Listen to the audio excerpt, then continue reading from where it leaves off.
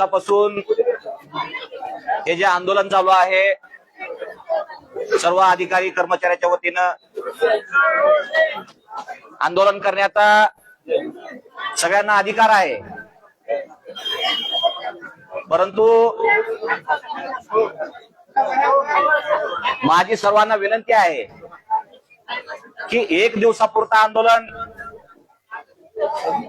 झालं आपलं.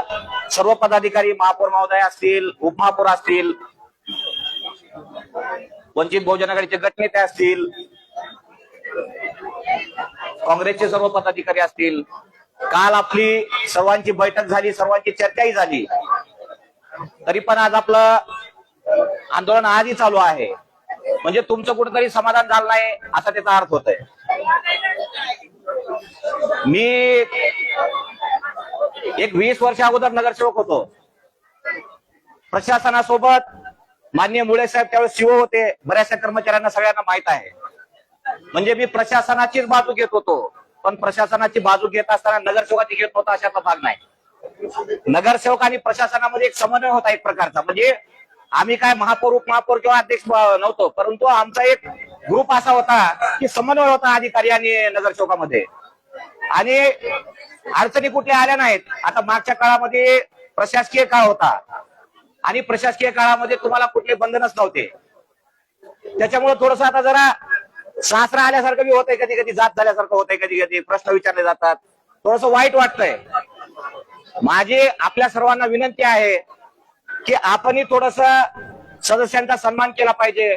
आणि मगाशी अभय साळुंखेजी म्हणले की एक समन्वय समिती, मी तर म्हणतो समन्वय समितीची तुम्हाला गरज नाही. तुमच्याकडे महापौर आहेत, उपमहापौर आहेत, कमिशनर साहेब आहेत, डेप्युटी कमिशनर साहेब आहेत, जे प्रमुख आहेत सर्व गटाचे, तर त्या सगळ्या पदाधिकाऱ्यांचे ज्या ज्या विभागाचे प्रमुख असतील, त्या त्या पक्षाचे गटनेते असतील, तर त्यांची तुम्ही 15 दिवसाला मिटिंग ठेवा ना. मिटिंग ठेवून तुमचा समन्वय असू द्या. तुमचा सर्वांचा समन्वय असल्याच्या नंतर बाकी सगळ्यांपर्यंत मेसेज जात आहे, सगळ्या गोष्टी होतात, आणि त्या त्या पक्षाचे गटनेते असतील, महापौर असतील, उपमहापौर असतील, स्थायी समितीचे सभापती असतील, तर हे सगळे लोक त्यांना बांधून ठेवतील ना व्यवस्थित.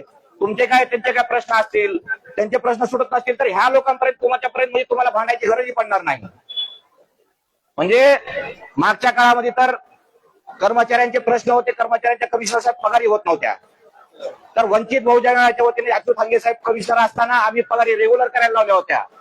म्हणजे प्रत्येक महिन्याला पगार व्हायची. काही कर्मचाऱ्याचे परमनंटचा विषय होता, तर त्यांना सुद्धा परमनंट करण्यासाठी वंचित बहुजन आघाडीच्या वतीने आम्ही 83 कर्मचारी परमनंट करण्यासाठी आंदोलन केले आणि त्यांना परमनंट करायला लावलं. म्हणजे अधिकाऱ्याची बाजू घेऊन कुणाचा चाही न पिता जर कोण लढत असेल तर ती वंचित बहुजन आघाडी आहे.